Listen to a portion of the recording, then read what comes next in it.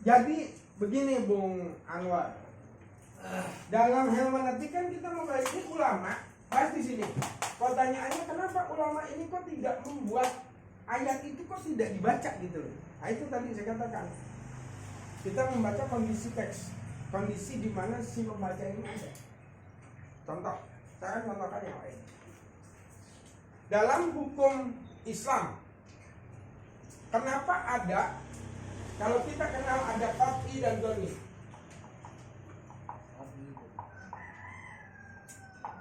Kita berpendapat bahwa qat'i, bahwa wilayah ijtihad itu di sini. Ya kan? Ternyata tidak. Menurut Imam Asy-Syafi'i dan Profesor Ibrahim Hussein itu enggak.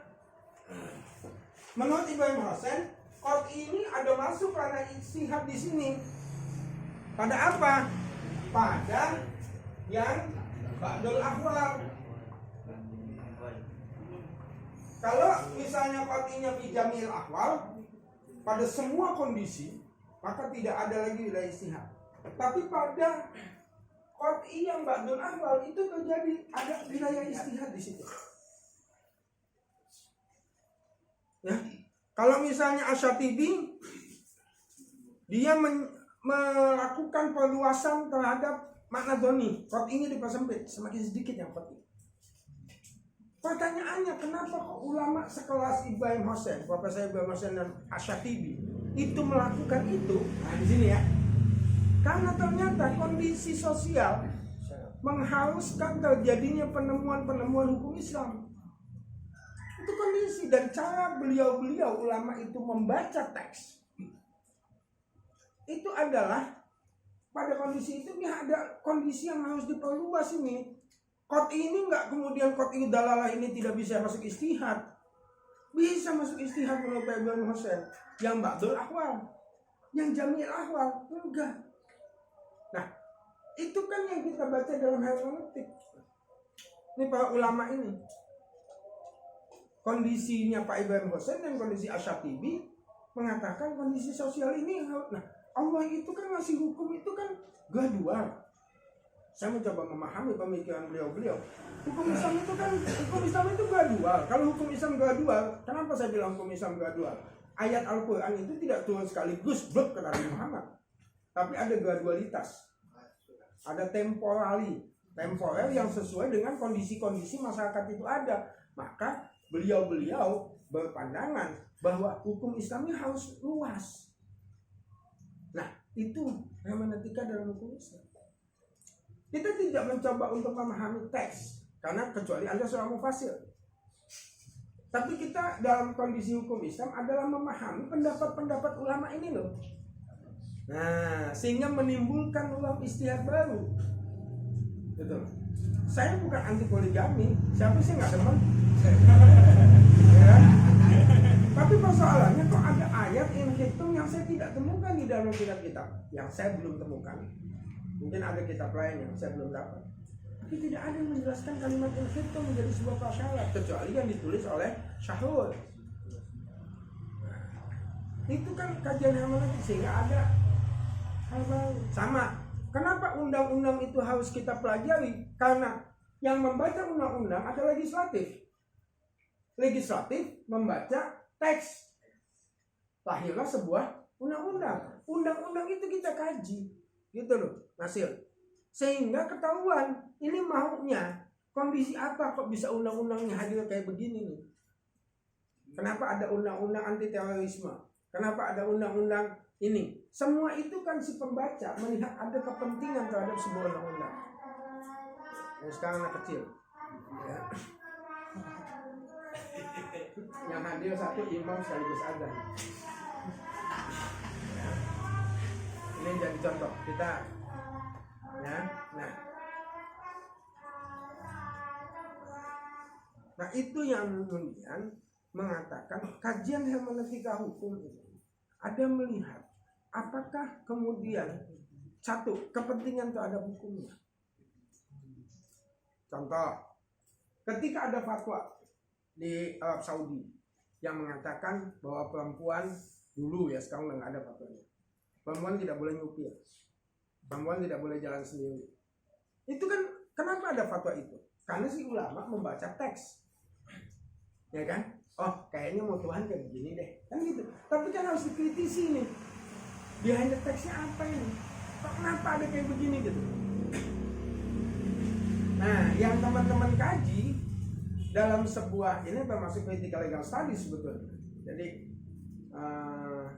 apakah kemudian dalam hukum Islam itu boleh mengkritik pendapat apa fatwa? Boleh, bebas kok. Wong kita pakai fatwa itu kita pakai juga enggak.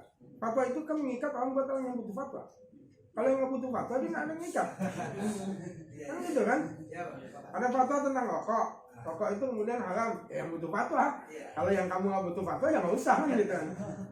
Tapi kita kritisi ini fatwa boleh nggak? Boleh. Fatwa itu hadir karena ada pemahaman terhadap teks. Nah, kita membaca benar nggak sih kayak begini? Apa makna yang terkandung di situ? Itu Anwar. Ya, ada lagi? Ya, silakan. Ini Pak mau nanya Pak ya. Iya, silakan. Dalam ayat ini apa? Faizah Fansop ya, yang artinya kan apabila telah mengerjakan satu pekerjaan telah selesai, maka lakukanlah pekerjaan berikutnya yang bermanfaat ya. Nah, dalam tafsir secara hermeneutik itu, apakah dalam artinya kita itu merampungkan satu pekerjaan dulu baru pekerjaan lain, ataukah di situ apa dari Allah itu agar kita semangat gitu ya dalam menjalankan satu aktivitas gitu? Ya, kalau itu nggak ada ikhtilaf di kalangan ulama ya, yang tafsir itu. Jadi menekannya begini Mbak, teks kalau kita lihat ini, kenapa ulama berbeda mazhab? Adanya perbedaan pendapat itu terjadi karena perbedaan penafsiran teks. Oke? Kalau misalnya teks itu satu, penafsirannya berbeda. Apakah perbedaan penafsiran itu kemudian menjadi sesuatu yang haram? Tidak. Itu bagian dari keanekaragaman berpikir. Saya selalu bilang, jangan kita selalu ini pokoknya satu pendapat, kita kawin aja kan beda kelas kelamin Pak. Nggak mungkin kita kawin dengan satu jenis kelamin, itu udah sunatullah itu. Beda itu sunatullah, ya. Beda itu sunatullah, ya. Jangan harus sama, ya. Karena kita juga nikah itu harus beda jenis kelamin. Kalau beda satu jenis kelamin bahaya itu, ya. Nah, perbedaan pemahaman terhadap teks itu akan menimbulkan perbedaan mazhab dalam hukum. Di dalam perbedaan di dalam penafsiran tafsir akan menimbulkan perbedaan penafsiran. Nah, perbedaan ini dilakukan oleh ulama yang menafsirkan dan ulama yang mencari hukum. Tentunya disesuaikan dengan kondisi, dengan metode yang dia pakai, sehingga kita bisa menemukan sebuah kerangka. Dari situ kita bisa menemukan mana titik perbedaan, mana titik yang belum dibahas. Contoh tadi, kenapa saya bisa menemukan kalimat in khiftum alla tuqsitu fil yatama tidak disebutkan? Karena saya melihat beberapa penafsiran ulama tentang poligami tidak ditemukan di situ. Maka saya menimbulkan pertanyaan buat diri saya. Hasil dari bagaimana mereka membaca para ulama. Tuh. Jadi hermeneutik adalah kajian hukum yang perlu dilakukan sebagai sebuah solusi, ya, sebuah solusi. Bagaimana membaca sebuah aturan? Apa perlunya hakim? Apa hakim itu perlu? Kalau hakim di tingkat pertama, apakah perlu membaca dengan metode hermeneutik? Sangat perlu, karena teks itu hadir. Sebuah dakwaan itu hadir adalah berupa teks. Sebuah gugatan adalah berupa teks yang merupakan produksi dari si pembaca. Apakah itu jaksa, apakah itu pengacara, terhadap fakta yang ada. terhadap teks yang dibaca, undang-undangnya. Kemudian dia melahirkan sebuah gugatan. Itu yang perlu seorang hakim melihat dengan perspektif hermeneutika. Apalagi hakim pada pengadilan tinggi, apalagi hakim dalam pengadilan tingkat Mahkamah Agung, sehingga perlu hermeneutika. Apakah mahasiswa perlu hermeneutika? Perlu, karena untuk memahami sebuah produk hukum tadi. Bukan dalam arti mencari hukum. Kelas ente kan belum ulama, baru. Ya, belum ulama, baru. Jadi pendapat-pendapat ulama ini dilihat, ketika melihat sebuah pendapat ulama, dilihat pada kondisi di mana ulama itu membaca sebuah teks. Gitu loh. Contoh Bu, di Indonesia kenapa orang tidak dibolehkan nikah beda agama? Karena yang muslim masih banyak cuy. Coba kamu ke negara Norwegia atau negara mana gitu, laki muslimnya satu, perempuan muslimnya tidak ada sama sekali. Masa mau kawin sama sapi? Nah, kan enggak. Nah di situ yang berlaku kemudian bagaimana ulama ini kemudian memberikan hukum. Ada kemudian hukum, misalnya Profesor Amin Sungguh mengatakan untuk daerah yang muslimnya, populasi muslim laki-lakinya lebih banyak, posisi muslimahnya lebih sedikit, maka diperbolehkan nikah beda agama buat perempuan yang non muslim. Dia memperbolehkan ketika melihat kondisi masyarakat di sana. Kenapa di Indonesia kata dia nggak bisa kalau di Indonesia? Nah itulah bahwa seorang pembaca dipengaruhi oleh kondisi di luar teks. Jadi kamu bisa melihat, melihat macam-macam pemikiran Profesor Sacito Raharjo. Kenapa Profesor Sacito Raharjo menimbulkan teori ini? Lihatlah dengan teori hermeneutik. Apakah kamu melihat secara teorinya, secara metodologi, atau secara ada apa sih dia ini? Oke, bisa dipahami seperti itu. Ya, silakan. Tapi kan kalau kaitannya dengan hermeneutik ini Bah ya, ketika digabungkan antara pendapat-pendapat antara yang beda pendapat gitu loh, pasti kan nggak akan menemukan titik temu gitu kan Mbak. Perihal contohnya kayak ketika itu tahun 2017 yang mengenai kasusnya Ahok yang menimbulkan aksi 14 dan 72, itu kan bermacam cara untuk memahami sebuah teks mengenai pemimpin itu kan Mbak. Artinya sehingga ketika itu ada yang mengatakan bahwa pemimpin itu boleh dari selain non muslim, itu kalah dengan mayoritas orang yang mengatakan harus dengan orang muslim. Artinya kan ketika di Indonesia sendiri apa ya, itu akan kalah dengan orang yang mayoritas memegang kendali Bang. Seperti itu. Oke, sip, menarik. Hermeneutika kritis itu melihat, loh, lu nafsirin, ini ada kepentingan Pak. Sekarang kita melihat yang menafsirkan kalimat aulia itu bermakna pemimpin, atau aulia bermakna sahabat, atau akhirnya bilang bahwa pemimpin non muslim itu boleh atau tidak, itu kan pendapat ulama.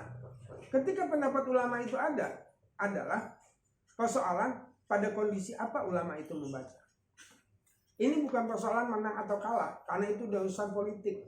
Penggilingan digoreng, lu paling enak digorengnya apa nih? Nasi goreng nih, gorengannya makin banyak dia makin menang. Itu ada persoalan politik, dan itu kita nggak ngomongin hukum di situ.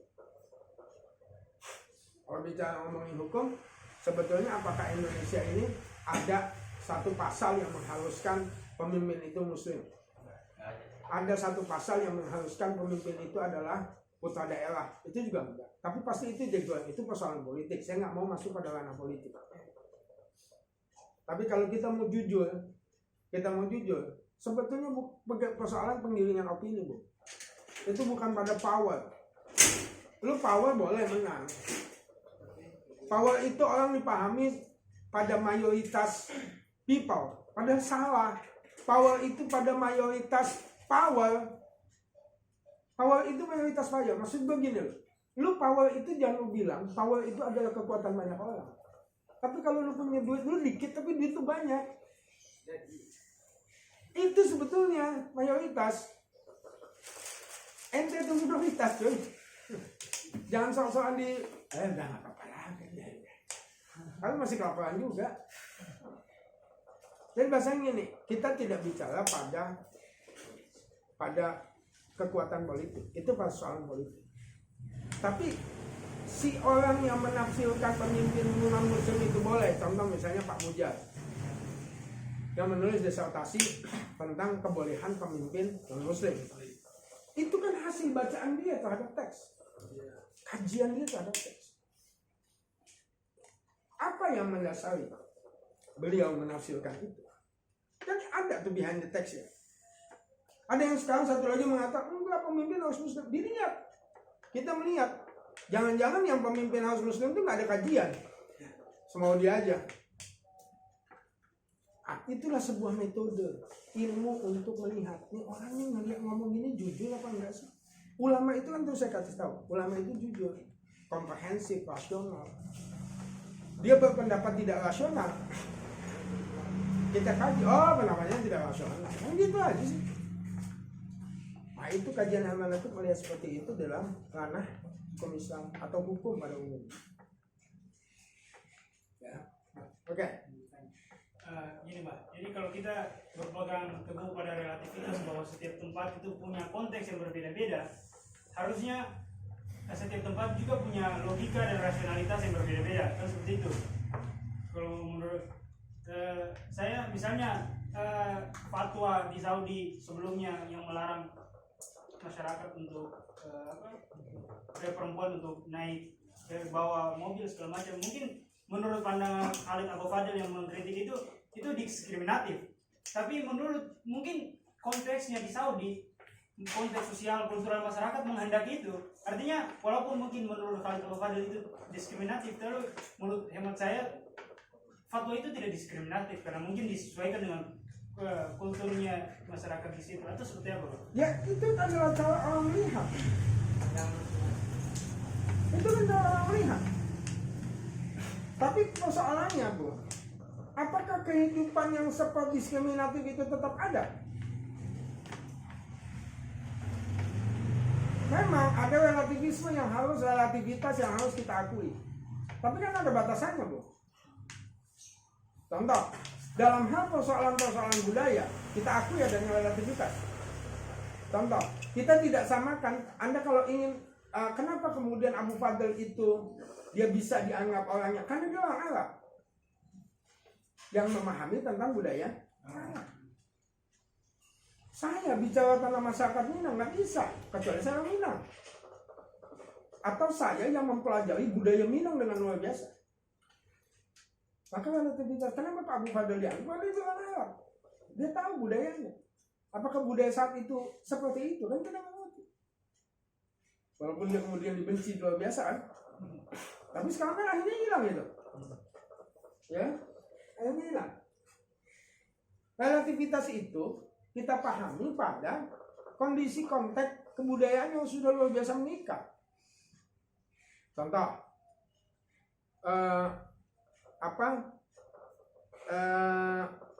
perempuan nomor 2. Mungkin dulu dalam masyarakat Jawa menganggap laki-laki itu lebih unggul.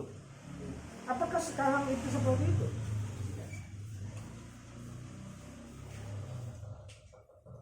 Itu. Apakah sekarang posisi perempuan itu sama dengan posisi perempuan pada 7 abad yang lalu?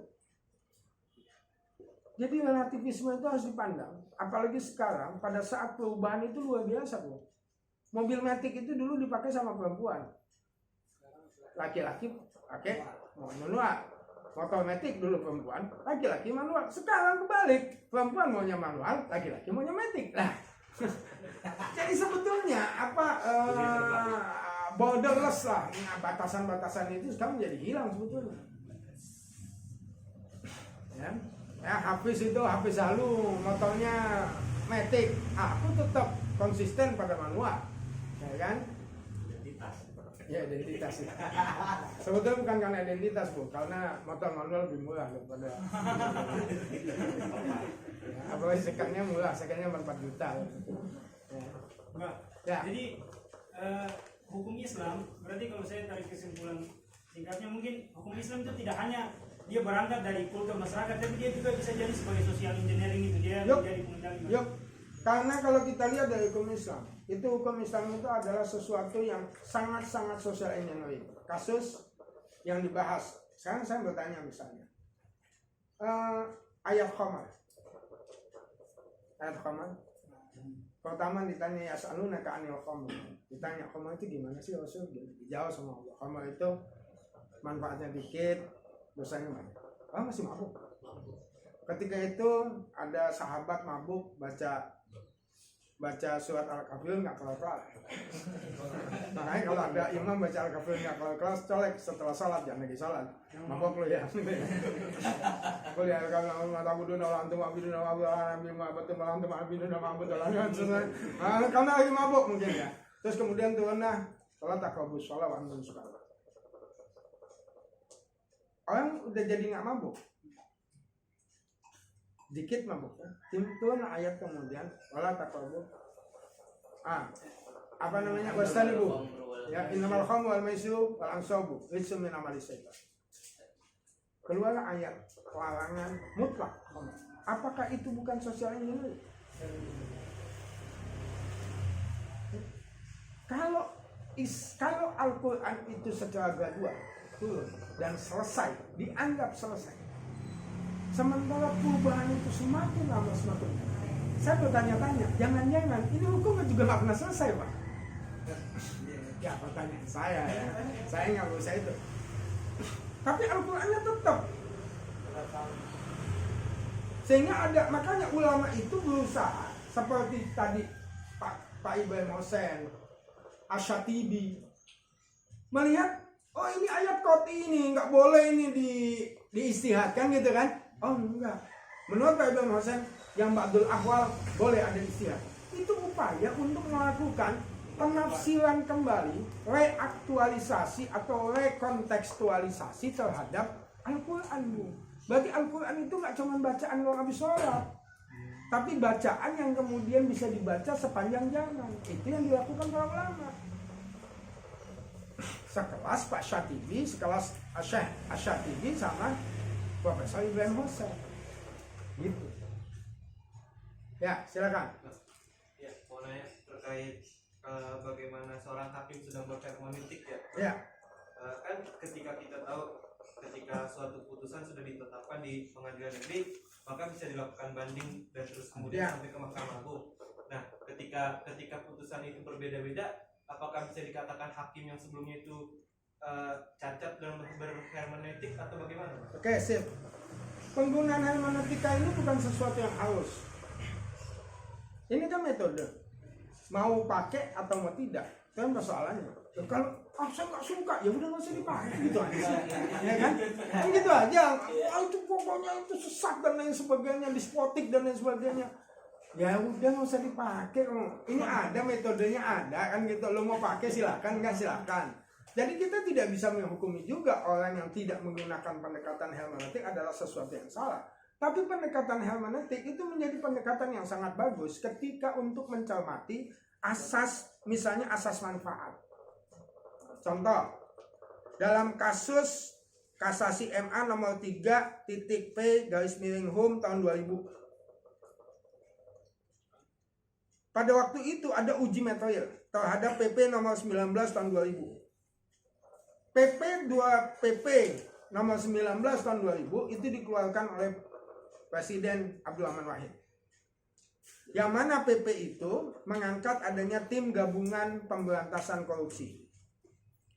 Oleh orang yang mengajukan ke MA, ya, maaf ini bukan kasasi, judicial review. Orang yang mengajukan ke MA menganggap bahwa PP 19/2000 itu adalah abuse of power. Kenapa abuse of power? Karena harusnya pelaksana pemberantasan korupsi harus diatur dengan undang-undang, bukan dengan PP. Nah, MA mengabulkan permohonan judicial review dengan pertimbangan 1. Lex superior derogat legi inferior. 2. MA mengabulkan dengan alasan mengedepankan asas legalitas ketimbang asas manfaat. Kalau kita melihat, oh itu kan hasil kajian. Tadi kenapa kok begitu? Pertanyaannya, apakah kondisi apa yang menyebabkan? Kalau secara kritis nih, kita lihat hermeneutika kritis, kok hakim MA ngambil putusan itu ya? Jangan-jangan hakim MA takut. Kenapa nggak mengedepankan asas manfaat ketimbang legalitas? Kenapa? Jangan takut. Jangan, saya kan katakan jangan setuju apa enggak? Jangan.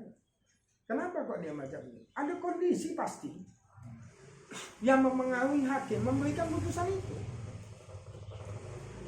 Kondisi yang behind the text. Nah, yang tadi saya katakan kondisi teksnya, mengedepankan asas legalitas, itu kan kondisi teks. Tapi kalau pertanyaannya, kenapa kok nggak dikedepankan asas manfaat? Bukankah pada waktu itu orang korupsi banyak? Harusnya manfaatnya dong, bukan legalitasnya dong, kan gitu. Tapi kenapa yang dikedepankan legalitasnya? Apa? Telitilah dengan hermeneutika. Apa behind the text? Jadi salah satu metode pilihan. Oh Pak, hermeneutika bikin orang suudzon. Semua ilmu juga bikin orang suudzon. Awal dari itu ya, bukan dari ada apa sih kan gitu ya tuh. Putusan MA nomor 572 KP-K P tahun 2003 tentang kasus Bulog Gate. Itu kan yang dikedepankan ada asas administrasi negara, tapi tidak dikedepankan asas orang hukum. Apa ini? Kalau kasus Bulog Gate itu kan asasnya yang dikedepankan asas administrasi negara. Kalau secara administrasi negara dia nggak salah, tapi masalah korupsinya hukum.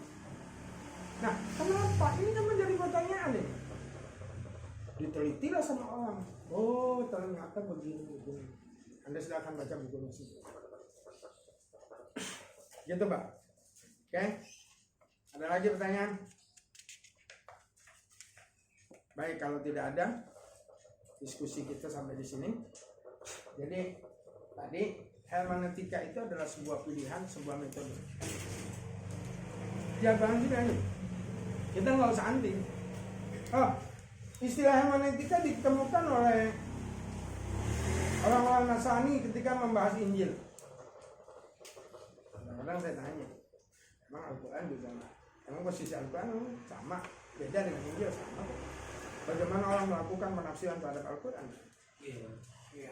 Dan metodenya juga sebetulnya metode yang disebut ya hermeneutik juga ada metode tafsir, ada ta'wil, itu kan sebetulnya hermeneutik. Cuma tidak dalam bahasa yang sama digunakan oleh orang-orang Nasrania. Tapi ketika menjadi bahasa ilmu pengetahuan, hermeneutika ya bukan sesuatu yang tabu. Jadi untuk dibicarakan, untuk didiskusikan sebagai sebuah metode. Dan pendekatan ini saya kira ketika tadi alat itu pilihan utama, kenapa enggak? Karena tidak ada ulama, itu kan bisa masuk pada kajian hermeneutik. Itu yang dilakukan oleh Sahilon dan lain sebagainya. Itu satu metode, Pak. Saya kira ini saja yang saya bisa sampaikan. Terima kasih. Sampai ketemu di lain waktu. Assalamualaikum warahmatullahi wabarakatuh.